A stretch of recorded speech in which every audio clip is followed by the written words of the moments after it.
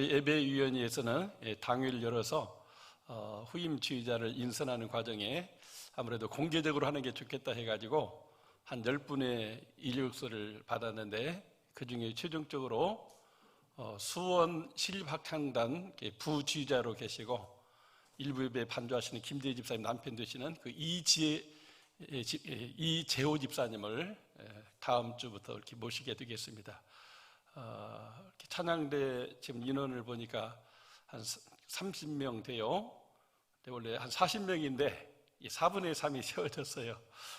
찬양대가 부흥하는 만큼 또 교회도 부흥되는데, 함께 찬양하기 원하는 분들은 또 같이 해서 또 악기로나 또는 찬양으로 같이 해주시면 하나님께도 영광이 되고 또 교회 부흥에도 또 일조하는 게 되겠습니다. 다시 한번 모든 대원들께 감사를 드립니다. 우리 전우자로 한번 인사하십시다. 샬롬. 제 은혜와 평강이 여러분 모두에게 함께 하시기를 바랍니다. 제가 주중에 이렇게 교회 현관을 오고 가다가 거기에 이렇게 도서들이 이렇게 비치되어 있고 또 신간 도서가 저쪽 이렇게 남쪽으로 되어 있는데, 책 이름이 안녕 기독교 이런 책이 있어요. 그래서 뭐 반갑다는 인사로 안녕도 있지만 헤어질 때 빠이빠이 할 때 안녕도 하잖아요. 이 안녕 기독교 어감이 이상해가지고 혹시 교회를 떠나거나 또 부인하는 사람의 글이 아닌가 해가지고 검토를 하느라고 딱 이렇게 열었더니 첫 장의 주제가 하나님인데, 거기 이런 글이 있어요.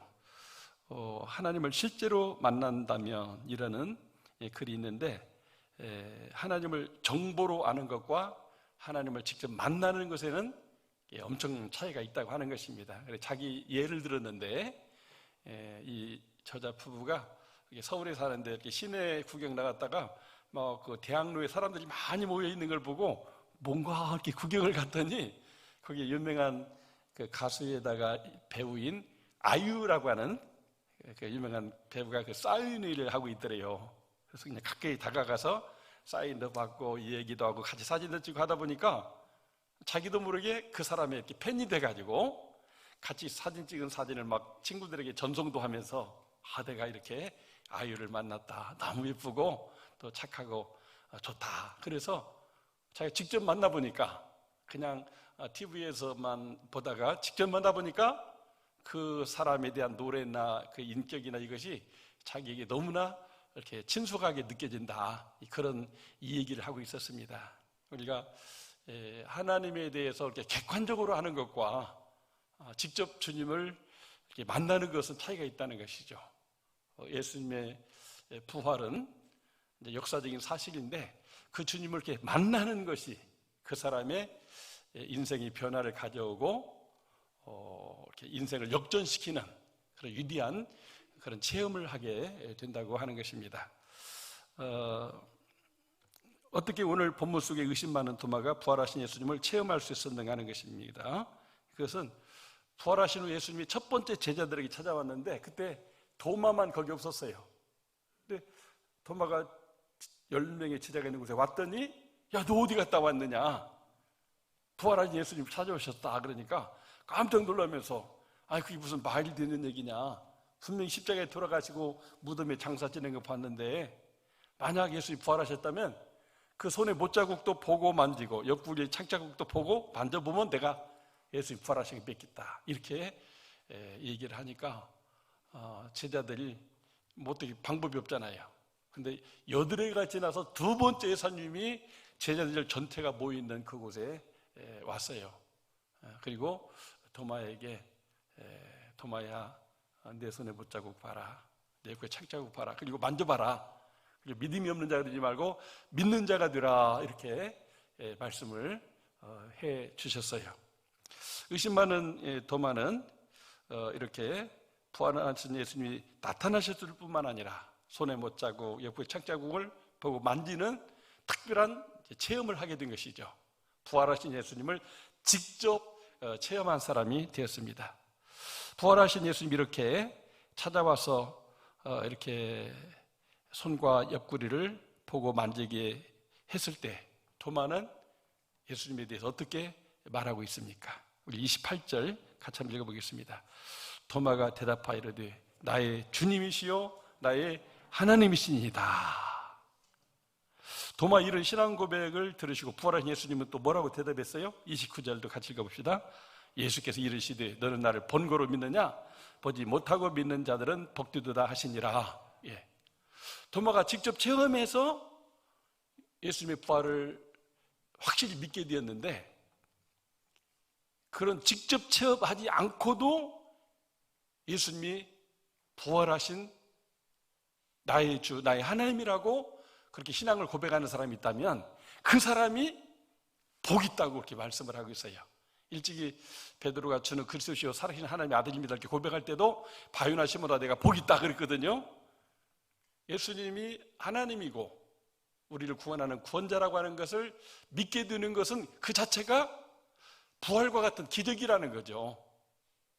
하나님이 그 믿음을 고백하게 하는 것은 하나님의 은혜로 그렇게 된 것이라고 하는 것입니다. 그래서 우리는 예수님의 부활을 직접 우리가 눈으로 보고 만져보지 않았는데 이렇게 믿고 있는 거, 이게 곧 기적입니다. 성경에 나타나는 수많은 예수님의 기적은 하나의 사인이에요. 예수님을 믿게 하는. 도대체 저분이 누구길래 저렇게 죽은 자를 살리며 풍랑이는 바다를 걸어가며 저렇게 불치병자들을 고치느냐. 저분이 하나님이니까 저게 가능하고, 저분이 우리를 구원하려고 오신 구원자이기 때문에, 그리스도이기 때문에 저게 가능하구나. 그리고 결국은 예수님을 믿게 하는데 예수님의 공생의 모든 그 사역에 초점이 있었던 거죠. 그렇기 때문에 이렇게 예수님의 부활을 직접 보고 만져보고 부활을 체험하는 것보다도 더 큰 기적은, 아니 안 보고 안 만져봤는데도 예수님이 나의 하나님이고 나의 구세주라고 믿게 된다면 이게 더 큰 기적이고 더 큰 부활 체험이라고 하는 것이죠. 그런 의미에서 여러분과 저는 정말 복이 있도다, 복받은 사람들인 줄로 믿습니다. 예수님이 나의 주심의 나의 하나님입니다. 이 고백은 베드로는 그 마태복음에서 이렇게 이스라엘 사람, 유대인들 상대로 하는 복음이기 때문에 그리스도시고 하나님의 아들입니다 이렇게 표현을 했는데, 이 요한복음은 온 천하, 온 인류, 오고 오는 세대 속의 모든 사람이 예수님을 어떻게 믿어야 되는가를 알려주는 신앙 고백의 핵심인데, 나의 주, 나의 하나님입니다. 하나님의 아들이라 예수님 자신이 하나님이라고 하는 것입니다. 이것을 믿는다고 하는 것은 정말 너무나 놀라운 발견이고 깨달음이고 또 확신이거든요. 근데 이것이 우리가 똑똑하고 또 어떤 의지적으로 노력해서 되는 게 아니라 하나님의 은혜라고 하는 것이죠. 너희가 그 은혜로 말미암아 믿음으로 구원을 얻었나니 이거 너희에게서 난 것이 아니요 하나님의 선물이라. 하나님의 은혜를 베풀어서, 하나님의 기적을 일으켜서, 하나님의 경륜인 예수님이 나의 구원자고 하나님이라, 이것을 믿게 된다고 하는 것입니다. 이것을 우리는 나의 부활 체험으로 체험하고, 도마가 예수님을 나의 부활로 이렇게 결단하고 체험했기 때문에 나중에는 저 인도로 건너가서 인도를 위해서 복음을 전하다가 순교하는 순교자가 됐습니다. 우리 대한민국의 기독교 역사는 140년 정도밖에 안 됐거든요. 인도는 2000년 전이에요. 그 도마는 정말 땅끝까지 복음을 전하라는 주님의 명령을 받고 부활 체험을 했기 때문에 그 부활 생명을 가지고 인도로 가서, 인도의 그 남부 벵갈로라고 하는 곳에 전도회에서 제자 삼고 교회를 세워서 그 벵갈로 교회는 지금 2000년 역사가 되는 거예요. 우리는 그 도마가 직접 우리에게 오지 않았는데 한 100여 년쯤 대동강변에 토마스라고 하는 선교사가 와서 성경을 나눠주고 또 이렇게 관군에게 순교당했는데, 나중에 그분의 성경과 또 그분이 묻혔던 땅에 이렇게 놀라운 하나님의 그런 부활의 역사가 일어나는 것을 보게 됩니다. 그래서 장대현 교회라고 하는 교회가 그가 전해준 성경을 통해서 이렇게 세워지게 되고, 또 그가 묻혔던 땅이 지금 평양과학기술대학에 또 이렇게 대학교로 세워져서 선교하는 학교로, 북한에서도 지금도 예수님을 선교하는 역사가 이루어지고 있다고 하는 것이죠. 근데 그 토마스가 뭐냐면 성경에 나오는 도마를 토마스라고 하는 겁니다. 인도를 선교했던 토마스, 우리나라를 선교했던 토마스. 이런 분들이 어떻게 참 죽음이 기다리는 땅에 와가지고 실제 죽기까지 충성하다가 선교할 수 있었는가? 그는 부활을 체험했기 때문에 그렇다고 하는 것이죠. 우리들은 직접 체험하는 것보다도 더 큰 체험인 안 보고 안 만져보고 믿는 이 체험자들이기 때문에 이것이 하나님의 은혜요 기적이고, 그래서 우리는 이 부활 생명을 소유한 자가 되기 때문에 이 감격을 가지고 부활 생명으로 우리가 살아갈 수 있어야 되겠습니다. 오늘날도 교회 안에나 또 이렇게 세상 속에 이 부활을 체험한 사람들이 있는가 하면 부활을 체험하지 못한 사람들이 있어요. 예수님의 부활을 체험하지 못한 사람들은 그냥 교회를 다녀도 그냥 구경하는 거죠. 예수 믿는 게 뭔가 이렇게 하면서 예수 믿는 사람들은 어떻게 살아가는가 관찰하는 거죠. 그러나 부활을 체험한 사람은 그 자신이 교회가 돼가지고 우리 예수님이 하신 사역을 계승해서 부활을 증거하는 공동체로서 부활의 증인으로 살아가게 되는 것입니다. 그래서 주님의 부활을 체험했던 모든 사람들은 한결같이 부활의 증인으로 행복한 인생을 살아가며 현재 천국을 누리게 되는 것을 봅니다. 예수님의 부활이 내 부활이니까 나는 죽는 게 아니라 죽음이 천국으로 가는 관문이 될 뿐, 나는 영생을 소유한 자로서 살기 때문에 그 사람은 이 세상의 가장 행복자가 되는 것입니다.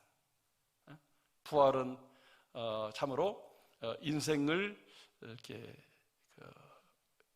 평안하게 살아가게 하는 것이죠. 그래서 여기 첫 번째 부활한 예수님이 제자들에게 나타났을 때 제자들 다 두려움 가운데 있었는데 너에게 평강이 있을지다 해서 그 두려움이 물러가고 평강을 회복하는 것을 보게 됩니다. 의심하는 도마에게 두 번째 예수님께서 또 찾아오셔서 부활을 체험하게 했을 때 의심에서 믿는 자로 이렇게 변화되는 것을 보게 됩니다. 정말 얼마나 의심이 많았으면 의심 많은 도마라고 이렇게 말을 하겠어요. 근데 그런 의심이 사라지고 예수님이 정말로 죽음을 이기고 부활하신 분이구나. 예수님의 부활이 나를 위한 부활이다. 나는 이제 이 부활 생명을 가졌으니 주님의 분부대로 땅끝까지 복음을 전해야 된다. 이렇게 확신을 가지고 살아가는 사람이 되었습니다.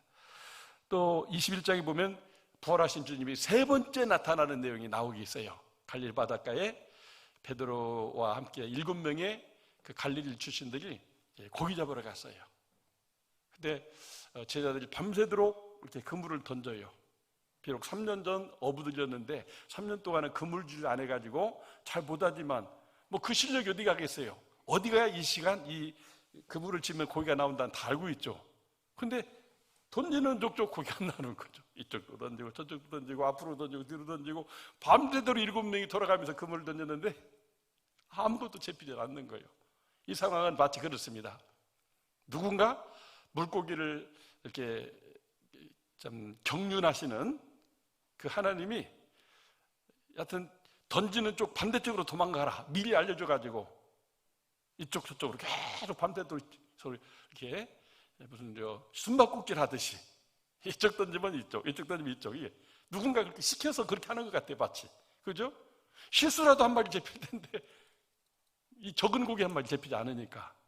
근데 누군가 저 바닷가에 있어서 얘들아 그물을 배 오른편에 던져라. 아니 오른편에 안 던졌나요? 오른편에도 수도 없이 던졌었는데 근데 그 말에 의지해가지고 그래 저분 말대로 오른편에 던져볼까 하고 던졌더니 고기가 일부러 그물 속으로 다 몰려들어오는 그런 기적이 일어나게 된 거죠. 그렇게 해서 잡게 된 고기 숫자가 몇 마리예요? 큰 물고기 153마리라. 거기서 153의 기적이 일어나죠. 거기서 아이디를 얻은 사람이 주님의 말씀대로 하면 사업이 성공되는구나. 그래서 153 기업, 모나미 기업을 해가지고 전 세계 80억 명 다 그 모나미 볼펜 하나 쓸 정도로 이렇게 기술을 개발해서 성공한 그런 기업도 있죠. 모나미 볼펜. 볼펜 한 213이 써졌죠. 근데 실제 우리나라 그 동해안에서 고기 잡는 그 바닷가 어부 집사님이 계셨는데, 이렇게 뭐 고기가 안 잡히면 기름도 많이 쓰고 인건비도 혼자 가서 못 하니까 누구나 같이 해야 되니까 하다 보니까 이렇게 빚지고 살았는데, 목사님께서 우리 어렵지만 우리 예배당을 지어서 하나님께 영광을 돌리고 더 많은 사람을 전도합시다. 그러니까 막 열심히 기도를 했어요. 하나님, 이렇게 빚지고 있는 상태에서 하나님께 건축업을 해드려야 되는데 고기가 안 잡히네요. 하나님, 갈릴 바닷가에서 물고기 많이 잡게 하셨는데 저한테도 한번 많이 잡게 해주세요.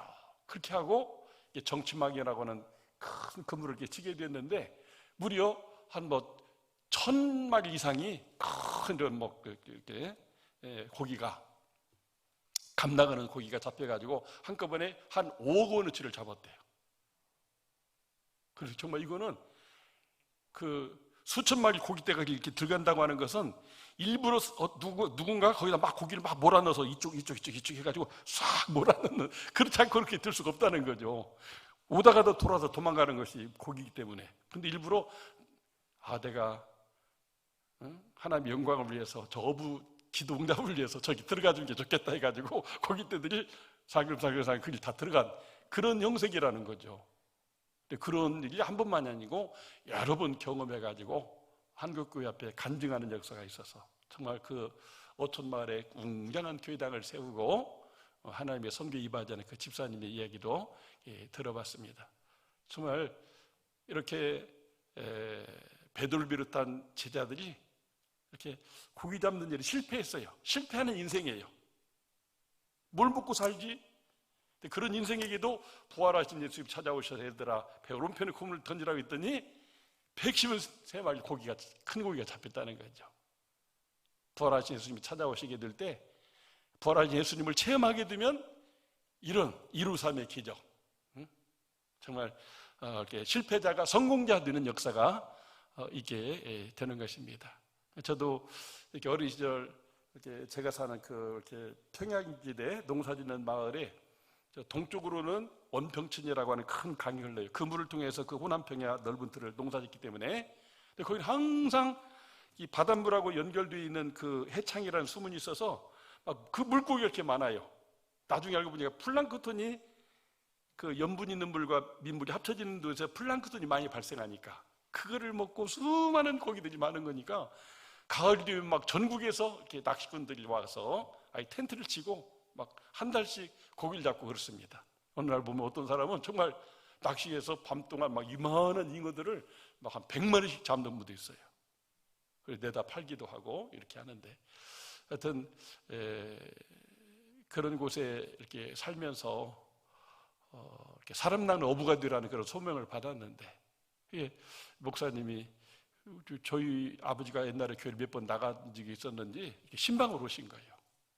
그래서 아버지도 안 계시니까 어머니와 제가 있었는데 저에게 이렇게 뭘 믿느냐고, 사람은 영적인 존재라 종교적인 존재라 누구든지 종교 하나 있어야 되는데, 그래서 우리 집안은 대대로 조상 섬기는 유교 믿고 있습니다 그랬더니 그 목사님이 유교의 핵심이 인의의 지지, 자네 정말 유교인이라면 예의를 지켜야 된다고 하면서 저더러 거기 한번 와야 된다는 거예요. 왜요? 그랬더니 내가 자네 집에 왔으니까 답례로 예의를 지키기 위해서는 교회를 한번 와야 된다는 거예요. 가만히 있었더니 자네가 대답하기 전에 난 안 가네 그러는 거예요. 그래서 예 알겠습니다, 다음 주 가보죠 하고 유교인의 그런 자랑스러운 모습을 가지고 그 다음 주 교회 갔는데, 와보라는 전도받고 교회 갔는데 그 길이 제 인생에 실패해서 성공으로 가는 길이었습니다. 왜냐하면 고등학교 2학년 때인데 1학년 때 벌써 저는 농약 먹고 자살하려고 했던 그런 사람이거든요. 실패하는 인생이었거든요. 고등학교만 졸업하면 그냥 어디 저 산속에 들어가서 그냥 이렇게 살다가 이렇게 인생 끝나면 되지, 이렇게 막 가는 인생을 살았었는데 그 와보라는 한마디 전도받고 교회 다니는 중에 베드로라고 한 사람이 사람 낳는 어부들이라는 예수님의 말씀에 순종했더니 그렇게 오순절 성령이 오셔서 부활하신 예수님을 증거할 때 3,000명이 예수 믿고 세례받는 얘기를 이렇게 들으면서 나도 베드로처럼 사람 낳는 어부가 되어서 이렇게 나같이 또 믿지 않는 집안에서 예수 안 믿는 사람들 예수 믿게 하면 좋겠다 해가지고 이렇게 소명에 응답했는데 그 부활 체험을 가지고 이렇게 맨주먹으로 맨땅에 헤딩하는 그런 인생을 살아왔는데 하나님께서 계속 이렇게 153의 기적을 일으켜 주신 것을 이렇게 보게 됩니다. 전에도 말씀드린 것처럼 제가 신학교 갔을 때 저에게 어떤 동기로 신학교에 왔느냐 소명을 얘기해라. 이게 이제 필기시험과 함께 이제 면접시험이 통과돼야 합격을 하는 거였어요. 그때 당시 40명이 합격했는데 근데 저는 제가 와보라는 전도받고 사람 어부가 되라는 하나님의 소명이 있어서 왔습니다. 그랬더니 그 목사님이 그 이디무디 선교사님이었는데 항상 이 복도에서 만나다 저를 딱 보면 싱긋 웃으면서 선교사님 특유의 웃음이 있어요. 사람 낳는 어부가 잘 돼갑니까? 항상 이걸 묻는 저를 격려하는 거죠. 왜냐면 뭐 배고프고 깡마르고 힘들고 어렵게 이렇게 공부하는 모습을 보면서 이렇게 격려를 해준 거죠. 근데 몇 년 전 미국에 가서 은퇴한 생활하고 계신데 저희 학교에 오셨다는 연락이 와가지고 저희 교회 한번 모시게 됐어요. 저희 교회 이렇게 둘러보더니 이게 정 목사가 교회 개척했다는데 예배당도 정 목사가 같이 교인들과 건축한 거냐고 그랬다고 했더니 깜짝 놀라시는 거예요. 시골 출신으로 목회자가 돼가지고 그릇이 별로라고 생각을 했었던 것 같아요. 근데 사람 낳으면 어부가 된다고 베드로처럼 3,000명 영혼 구원한다는 그 꿈을 가지고 이렇게 열심히 목회하니까 하나님이 축복해서 목회 성공했다고 하면서 해마다 성탄절 되면 직접 카드를 써가지고 이렇게 저한테 보내면서 목회 잘하라고 미국에서 내가 지금 정 목사님과 전미절끼리 기도하고 있다고 저는 또 한번 또 언제 꼭 다시 한번 오시라고 이렇게 하고 있습니다. 정말 생각해 보면 예수님을 믿지 않고 예수님을 나의 주 나의 하나님으로 모시지 않고 그냥 유교인으로 살았다면 우울증에 걸리거나 집안의 전통을 따라서 막 이렇게 폭주하는 술을 많이 먹는 사람이 되어서 아마 일찍 벌써 이 세상 사람이 아닐 수도 있을 것 같아요. 제가 보니까 이만큼 이제 벌써 70이 다 돼가는데 건강하게 목회할 수 있는 거 보면은 이게 기적이구나. 하나님이 실패하는 인생을 예수님이 부활을 체험한 후에 예수님을 나의 주 나의 하나님을 믿으면서 이렇게 성공자로 만들어 주셨구나. 그냥 목사님 감사 찬양을 할 때 저 너무너무 감사한 거예요. 어제도 설교 준비를 마쳐놓고 새벽에 3시에 일어났어요. 그래가지고 보니까 목사님께 전화했더니 이번 주로 감사 찬양한다고 해서 감사 찬양을 계속 들으면서 또 우리 지휘하다가 서울로 이사 가신 임종우 집사님이 제가 부탁했더니 주의 은혜라고 하는 찬양을 했거든요. 새벽 3시에 일어나서 5시까지 계속 그 찬양을 들으면서 설교를 묵상하고 이렇게 준비하게 됐습니다. 정말 생각해 보면 부활을 체험할 때 인생을 성공하게 돼요. 뭐 세상적인 부귀영화를 누리고 권력을 잡고 뭐 돈을 많이 가지고 이런 성공이 아니고 정말 그 생명 에덴 동산에 있었으나 아담과 우리 조상이 선악과만 먹고 추방당했는데 거기 생명나무가 있었거든요.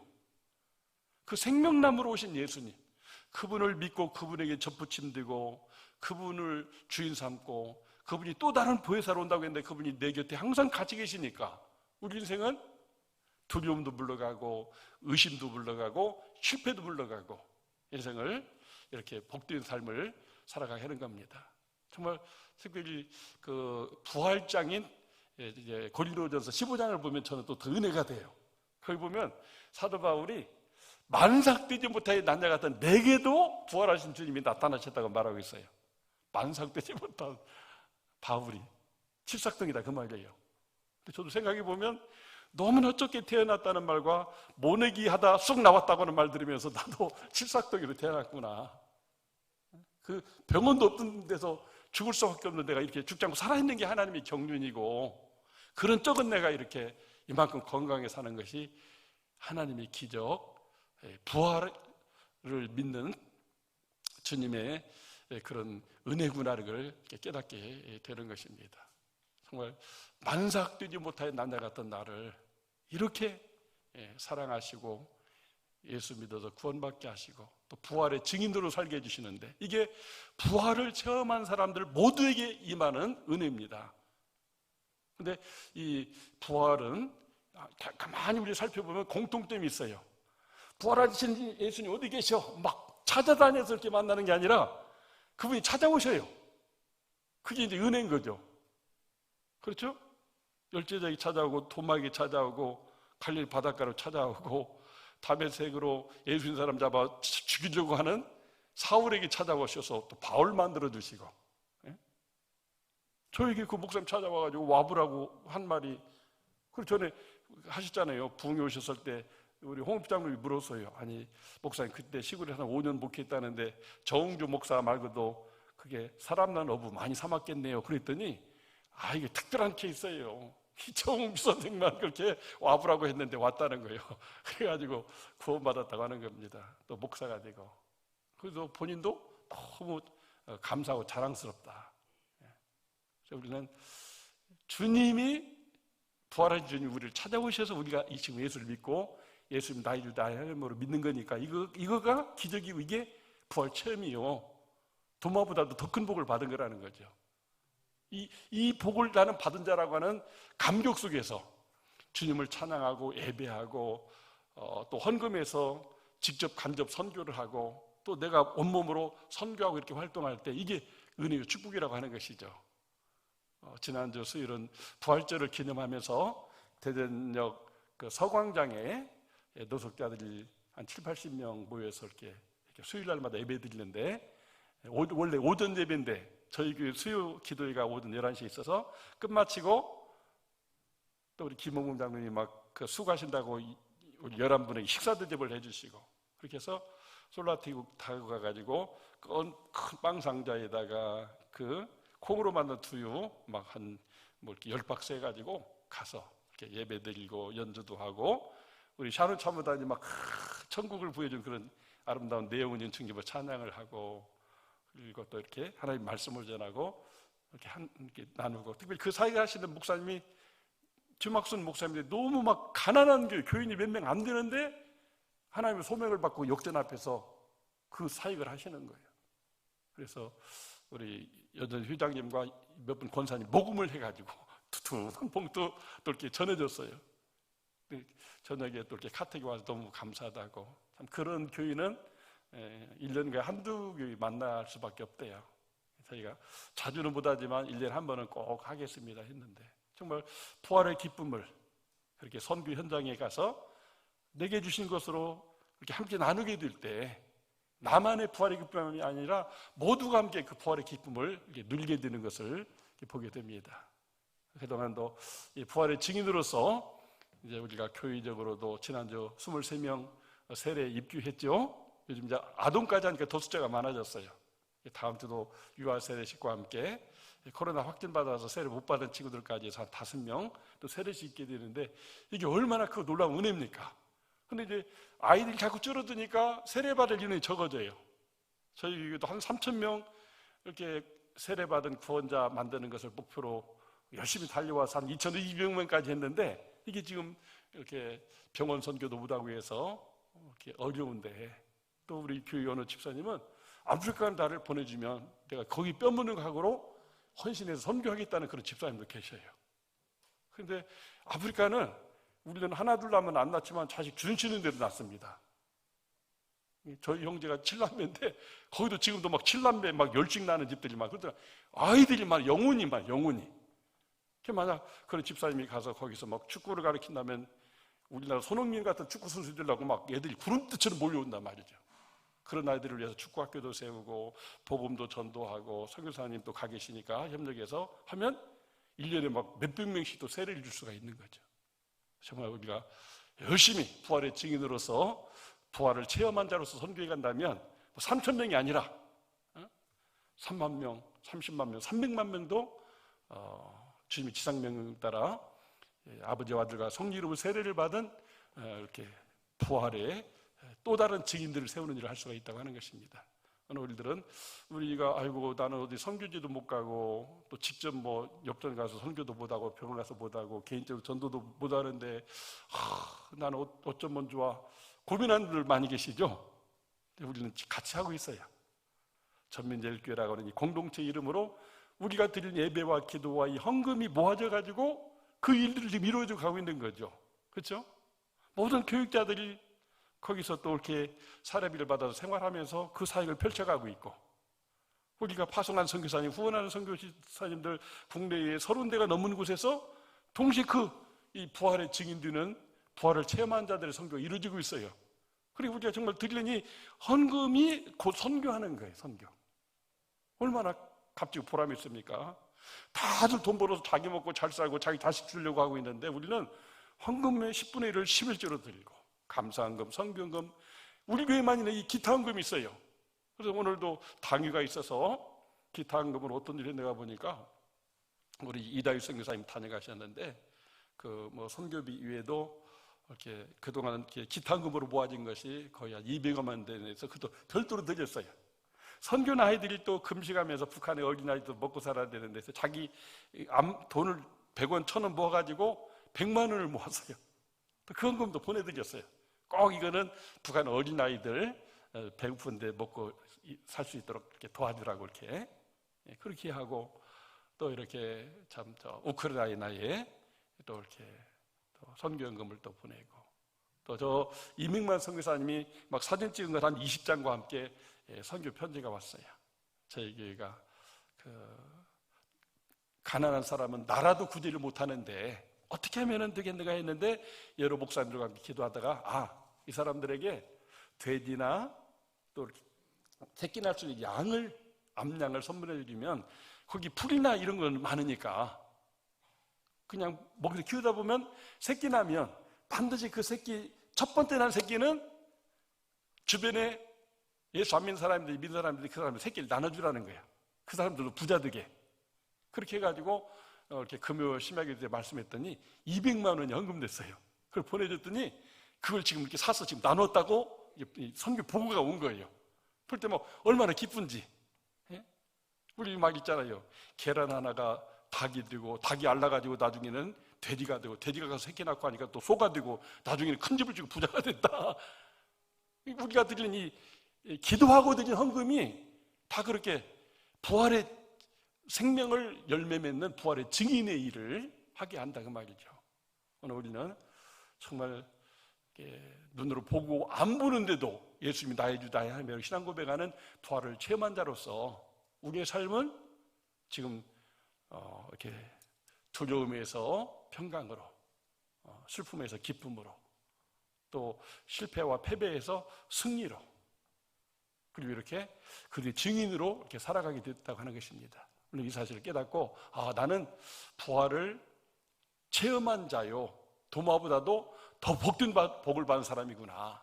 우리 남은 생에 예배의 성공자가 되고 또 열심히 하나님께 예물을 드려서 직접 간접으로 함께 선교하는 그런 열매 맺는 복된 삶을 살아가는 여러분과 제가 되기를 주의 이름으로 축복합니다.